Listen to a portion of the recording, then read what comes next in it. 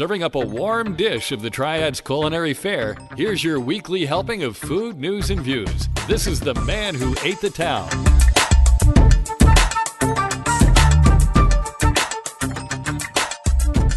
Hey folks, and welcome to episode 27 of the Man Who Ate the Town podcast. This is for the week of March 6th through the 12th, 2017. My name is Tim Beeman, and I am opening the recipe box.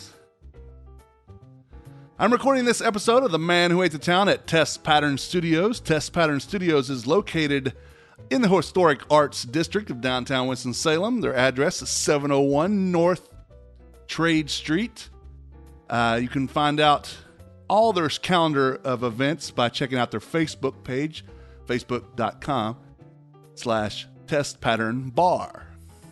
I will have a special guest this week. We'll be talking to Miss Brittany McGee and her Humblebee shop, about her Humblebee shop in just a few minutes. I was talking to Greg Carlisle from Local 27101, and he was saying that the restaurant will be offering delivery services to the downtown area starting soon. He's going to be attending a few trade shows to get more inclined as to how to serve the area with catering and delivery, making it more efficient, how to keep the burgers hot, how to keep the fries from getting soggy, all the problems that come with food delivery. He's going to try to figure that out. I had lunch there today, and let me tell you, the burgers are fantastic. If I don't have to leave my studio and get some burgers, well, heck yeah. There will be a $20 minimum order and or $3 delivery charge, but it will be soon. There'll also be some online ordering systems put into place as well, so there's good things happening over on 4th Street. One of my favorite food trucks, La Vie en Rose, a French food truck offering both sweet and savory crepes, has opened a restaurant in Lexington. That's great for Jerome and Benedetta, a husband-wife team that own that, but I hope that it doesn't mean the food truck will go away. According to an article in the Winston-Salem Journal, it will be called City Kitchen, and it is in downtown Lexington. It will serve as a restaurant and food truck commissary, or a place where food truck owners can store supplies and do prep work, because a lot of the counties now, with the influx of a lot of food trucks, are requiring commissaries from a real restaurant or commissary facility for the food trucks to operate. Right now, they're approved for 2 trucks to use as a commissary, but with proper expansion, it can fit up to 6. That's good news, guys, but please don't give up the truck. Those crepes are always a favorite around town here in good old Winston-Salem. I mentioned on my blog this week that I am starting a new column on the blog that is dedicated to my family cooking at home.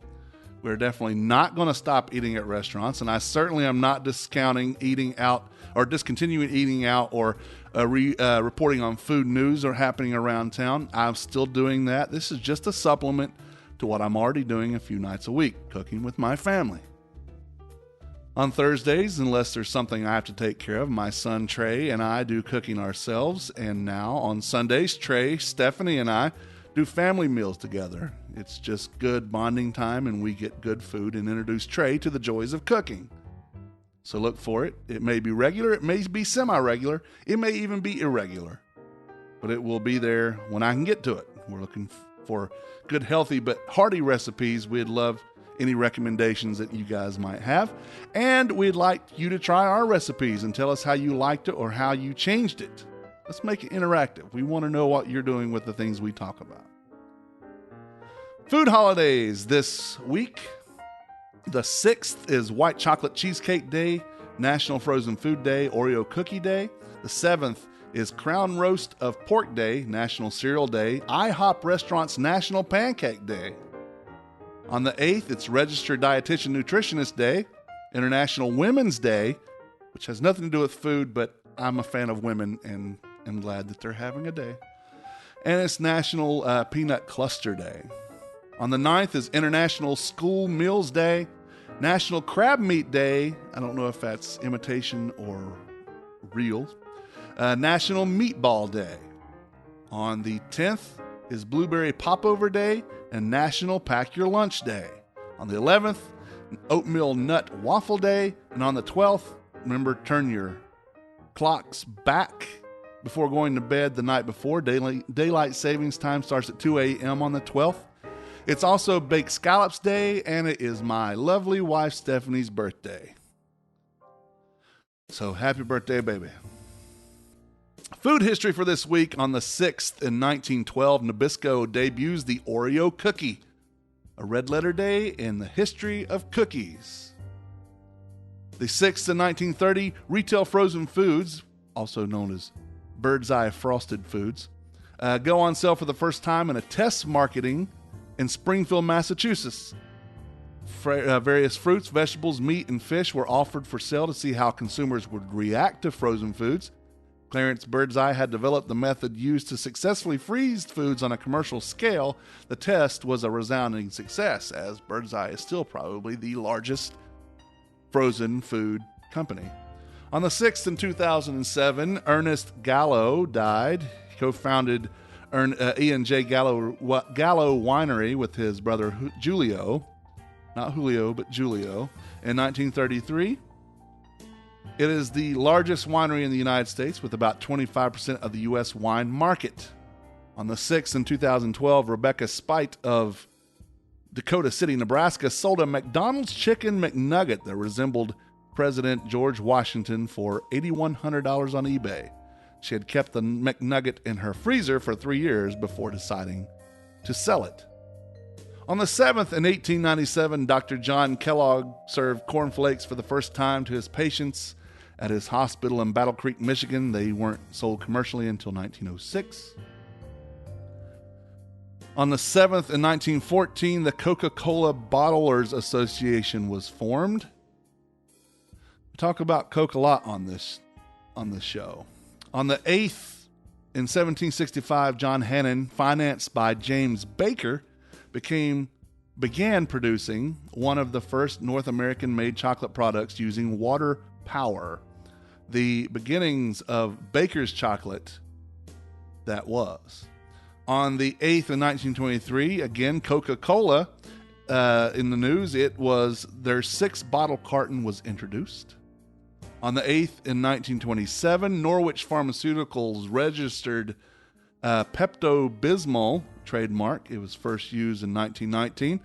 Pepto-Bismol provides relief of symptoms due to overindulgence in food and drink, including heartburn, indigestion, diarrhea, and nausea.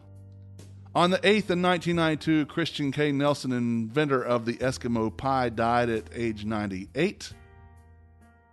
On the 9th in 1870, Granny Smith died, born Maria Ann Sherwood. She discovered the apple named for her growing on a seedling tree on her farm.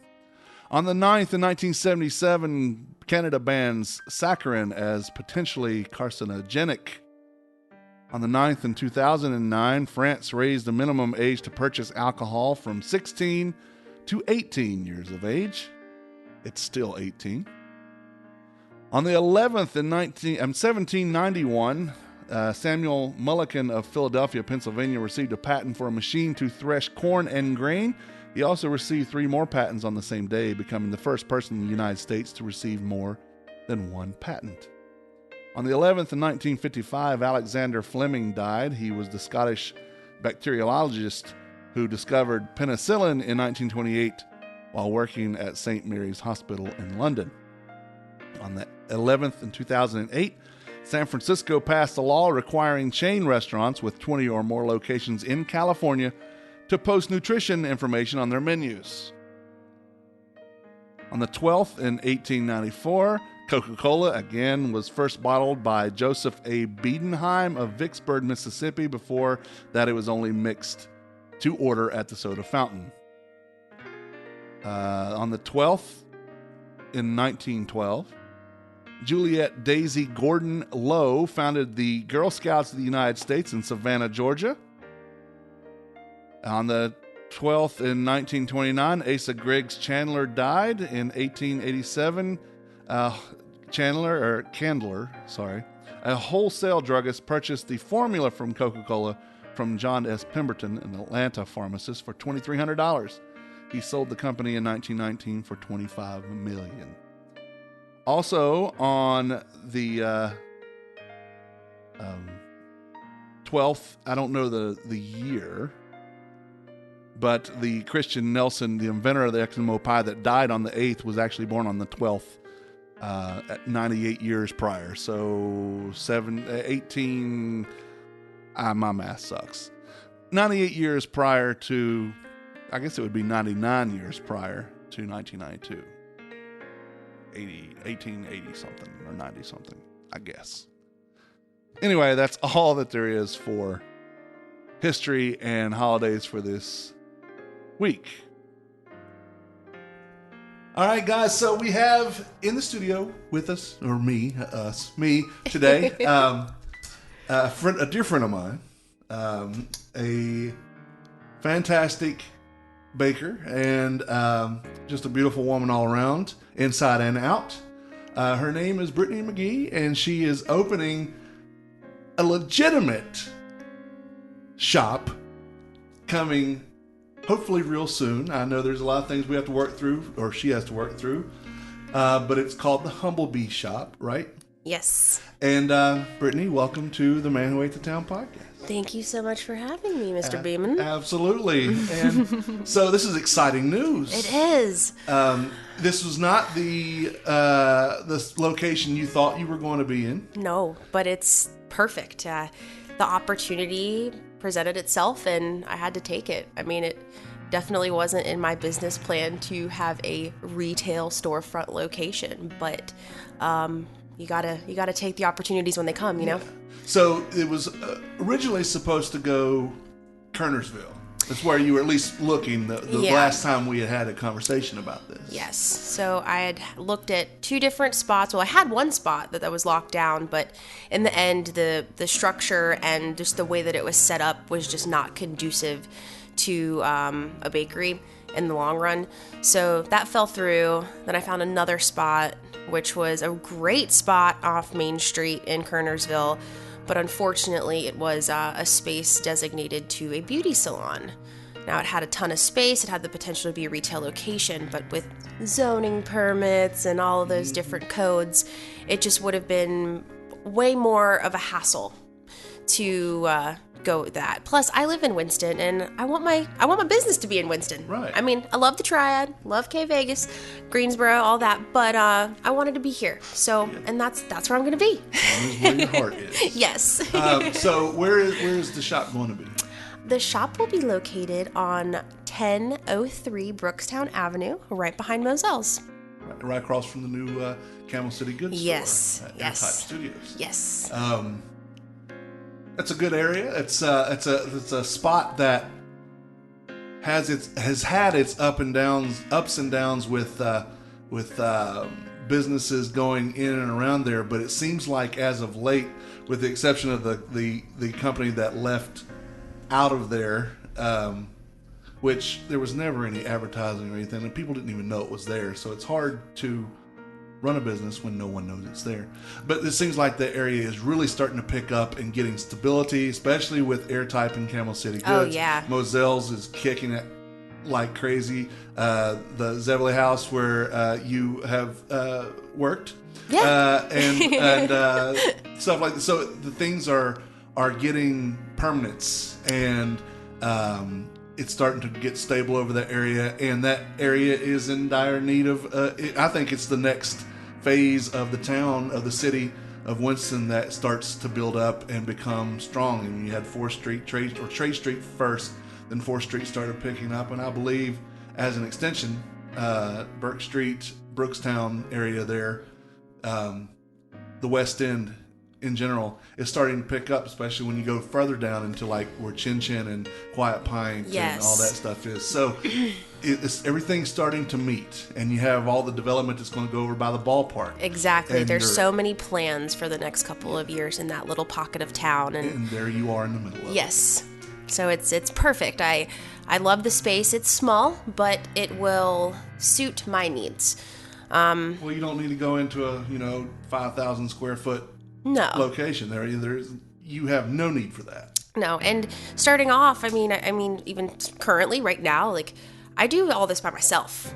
So with the retail hours, I'll be open in the mornings through like the early afternoon, 5 to 6 days a week. Haven't quite figured all that out yet, just because I literally like signed the lease yesterday. I saw the picture on Facebook with your key. Yes. I am so proud of you. Thank you. I know, just in talking with you personally, I've known you for about 6-8 months, and since I met you, the first thing we talked about was baking. Yes. And desserts and what do I like as far as desserts go. And I remember asking you that question. Yep. And we would hit on that in other areas, and we would meet up in other places, and we would talk about that more. We've had conversations online about it. And so I am very proud to say that I knew you when. Yes. And am excited for what you have going on and where this will take you. Because I believe it's been, and we have a couple of mutual friends, and we even had this discussion. We talk about you behind your back, but it's all good stuff. What you needed was just the boost. You needed the shoes to step into. Yes. And the shoes are down. Now you just have to put your feet in there. Yep. And that is, again, I'm harping on it, but it's very exciting. And I can't wait for you to have everything going on. So what will you be making in the Humblebee shop? So I've primarily branded my company as a cookie company because I feel that a lot of people with the progression of the food industry, the aesthetic of it, I mean, I love pastries. I love the fine detail, which I will implement in everything that I make because I pay very close attention to detail. But my main goal is to reinvent the cookie. The way people perceive it as something as this little round, mundane thing that is kind of sometimes thought as an afterthought. Frivolous. So just kind of bring it to the forefront. But I also specialize in muffins, scones, cakes. I'll be doing French-style macarons as well. Pies, because Winston-Salem needs some good pies in town. Yeah. Bundt cakes. And I'll be able to also plug myself in different markets like the wedding market, big events, things like that. So it will be a bakery, but I will also accept commissions privately for whoever is throwing whatever type of special event that they have. I will be doing coffee. Starting off, I'll probably just stick to some drip. People that I have in mind are local roasters out of Charlotte, Parliament Roasters. I would like to, form a relationship with them and bring that into town because nowhere around has them, and it's, even though it's in Charlotte, it's still a local company, so I'm really all about supporting local and using local ingredients. Also Vita Porti, based out of Greensboro. Sarah does a beautiful job in hand blending all of her teas. Is that who makes for Twin City Hive as well? Yes, so she does their teas as well as Sweet Aromas.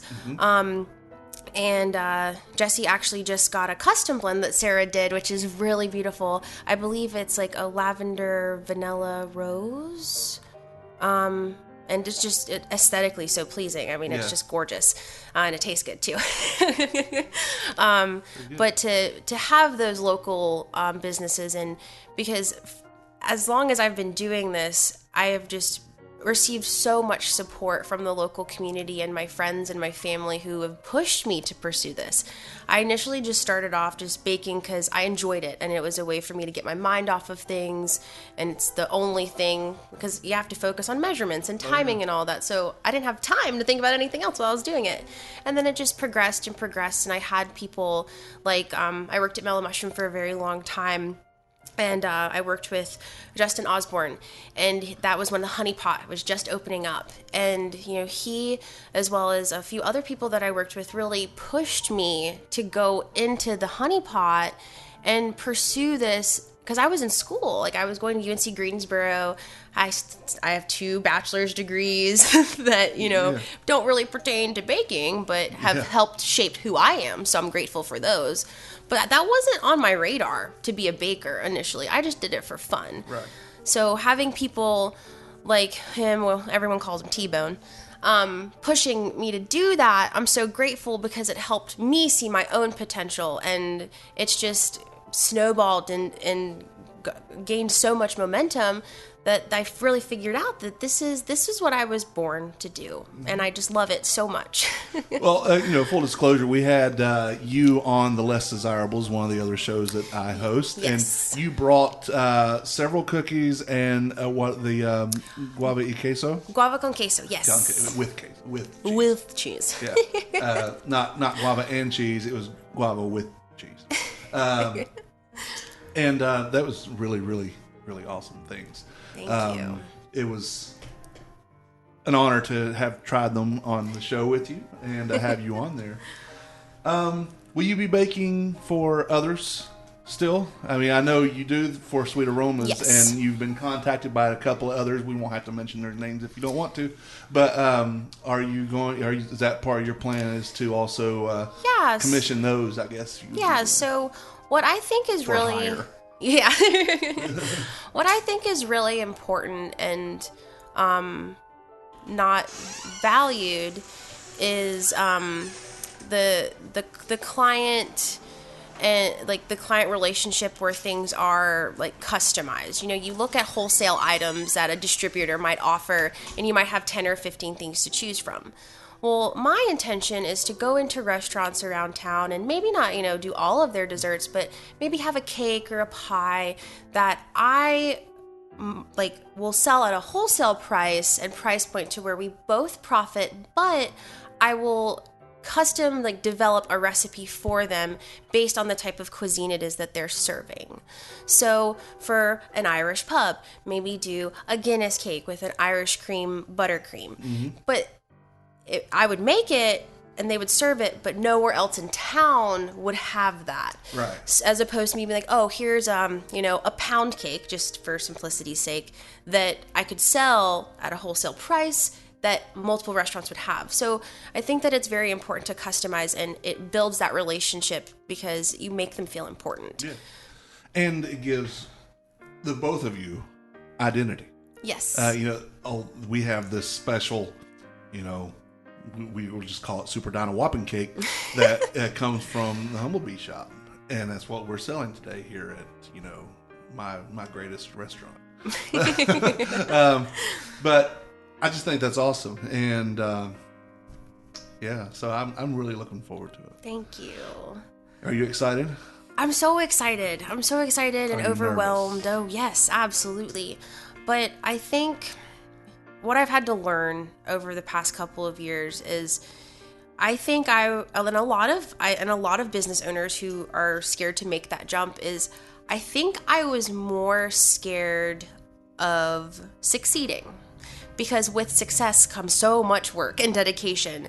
And I'm at a point in my life where I am fully committed to the brand that I've built over the past several years. For my business model, that was my main intention, was to create a buzz around town so at least people know who I am, and that way there's brand recognition. So when people come into the shop, they've already heard of the name, or they're at least aware that I exist. Sure. So, but yeah, I wasn't planning on doing retail initially, but the space and the opportunity presented itself, and I have to take it. Yeah, you're right there in the middle of all this stuff happening. Yeah. And it's a window. Mm-hmm. People don't have a window if they're not, or not necessarily, but a window with a storefront if you're not willing to sell stuff retail. Right. I have a window. Yeah. But I do this for the public, but I don't have a storefront. Right. So, but people don't buy that, or don't rent that, lease that, unless that's what's going on. And again, you had, I think, just the perfect opportunity there. Yeah, absolutely. And absolutely. It'll be really just up to you to make it go. Yeah, I'm excited, overwhelmed, but in the best way possible. Not the type of overwhelmed where when I was in college and I had a 12-page paper due the next day and I was only on page 2. Not that kind of stress, but it's because I'm working towards something bigger. I have a goal. I have multiple goals that I've placed in certain times of my life that I have achieved them, but getting this space is probably one of the biggest achievements of my life, and it's only going to go up from here. Right. And you have a couple of people that matter, but this is all up to you. It's not, You're not meeting a deadline with teachers like in college. You're not doing a group project with anybody in your classmates. This is all up to you, at least the getting started part. Once you get started, then you'll have deadlines, and people say, I need cakes by this time. Oh, for sure. But right now, it's all just getting everything into place, and that's your timeline. Of course, everybody wants to do it as soon as possible, but you want to make sure it's right. Oh yeah. Yeah. So I think you're just awesome for stepping into that role, because it would scare the hell out of me. Oh yeah, I'm terrified. When I started the Less Desirables podcast, I was in my house and I just do whatever. Whenever I come out and had to pay rent or a lease, it's a whole different ballgame at that point. Yes. That's when, as we say, the shit got real. Mm-hmm. Yeah. So it's Yeah, I mean, I'm still going to be working and serving, part-time, because to supplement, still gotta make money. I mean, I make money from baking, but it's not enough right now. I don't have a store open. How long do you foresee that happening, continuing? So my timeline, and this might change a little bit because I do have to do some construction and do renovations and all that kind of stuff in the space. I'm hoping to have a soft opening May 2nd for friends and family, and then doing a grand opening mid-May, if all things go according to plan. So with inspections and all of that. So nothing is set in stone right now, but come spring, early summer, I will be open. It will happen. I'm gonna make sure it happens. Very good. Well, you know that you have support. Oh yeah. From anything that sits around this table, any of the shows, that we will do what we can to support and promote you. Thank you so much. That's what we do, and we believe in you. Thank you. The ladies that I sit with the Less Desirables, me, my wife. So we got you. We're here for you. I love y'all for it. Absolutely. So, Brittany, thank you so much for coming by and talking to me, and thank you for just being here. Thank you so much for having me, and so very much luck to you on your endeavor. Thank you, Tim. The Man Who Ate the Town podcast is part of the Less Desirables podcast network. Along with this podcast, you can listen to the Less Desirables, the Beer Dads, Fan Interference, and Sipping NC, the Art of Drinking. You can find all these podcasts and their latest episodes on our brand new website and directory, tldpodnetwork.com. You will find social media information and mini bios on each show and that one-stop shop. And don't forget to check out themanwhoatethetown.com. I'd greatly appreciate it if you visited my sponsor, Washington Perkin Provision Company, 2 locations, 228 West Acadia Avenue and 301 West 4th Street. They have Wolfie's Custard, Larry's Beans, coffee, eggs, milk, and cheese from Homeland Creamery, condiments, ketchup, mustard, bread, beer and wine, dog food, plates, napkins, just about anything you would want. The Perk has them all. Washington Perk is better than a convenience store, not quite a grocery store. Again, 228 West Acadia Avenue in Washington Park and 301 West 4th Street in downtown Winston-Salem. They're also found on web, washingtonperk.com. Keep an eye on my blog and this podcast to find out more about the food news and happenings around town. If you have any food news, please send me an email, tim@themanwhoatethetown.com, or on our Facebook page or on our Twitter page. Thanks again to B. McGee, that's Brittany, for taking time to come talk with me about the Humble Bee Shop and its exciting news. Much luck to her on her endeavor. My name is Tim, and I am now closing the recipe box. Until next time, thank you for reading and thank you for listening. Sláinte. The views and opinions stated by me or any of my guests are solely those of ours and do not necessarily reflect the opinions of our hosting companies, distributors, enemies, friends, or relatives. This podcast is copyrighted and cannot be reproduced or distributed without express written consent of the Man Who Ate the Town, that's me, and such Limited Inc. However, if you ask nicely, we'll probably let you.